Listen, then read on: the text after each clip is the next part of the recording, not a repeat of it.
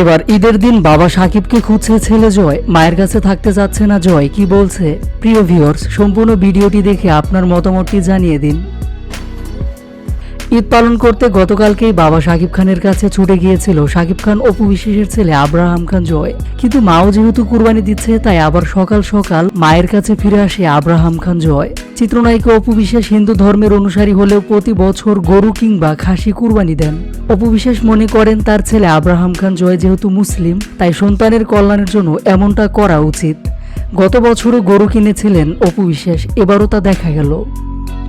এর আগে এক সাক্ষাৎকারে অপু বিশ্বাস নিজেই বলেন এবারও তিনি কুরবানি করবেন। অন্যদিকে গণমাধ্যমের সূত্রে জানা যায় গরু নয়, ছেলের মঙ্গলের জন্য ছাগল কুরবানি করেছে অপু বিশ্বাস। সেই ধারাবাহিকতায় একটি ভিডিওতে দেখা যায় কুরবানি শেষ করে নিজেই মাংস কাটাকাটি করছে অপু বিশ্বাস। সাধারণত এমন দৃশ্য আগে কখনো দেখা যায়নি, বলতে গেলে প্রথমবারের মতো দেখা গেল মাংস কাটাকাটি করছেন এই চিত্রনায়িকা। সামাজিক যোগাযোগ মাধ্যমে এই ভিডিওটি দ্রুত ছড়িয়ে পড়েছে। তবে ভিডিওটিতে নজর কেড়েছে সাকিব পুত্র আব্রাহাম খান জয়ও। অপু বিশ্বাস যখন মাংস কাটা নিয়ে ব্যস্ত তখন জয় চেয়ারে বসে চিপস খাচ্ছে, কিন্তু খুব একটা খুশি মোডে নেই জয়, বাবাকে যেন খুঁজছে জয়। বাবা পাগল ছেলে সাকিব খানের পুত্র আব্রাহাম খান জয়, বাবাকে ভীষণ ভালোবাসে জয়, সারাক্ষণ বাবার সাথেই থাকতে চায়। এদিকে জানা যায় মায়ের কাছে কিছুক্ষণ থাকার পর সাথে সাথে আবার বাবার কাছে ছুটে গেছে আব্রাহাম খান জয়।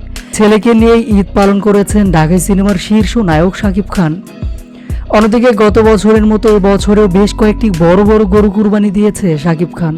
সারাদিন ছেলে জয় এবং গরু কুরবানি নিয়েই ব্যস্ত ছিল শাকিব।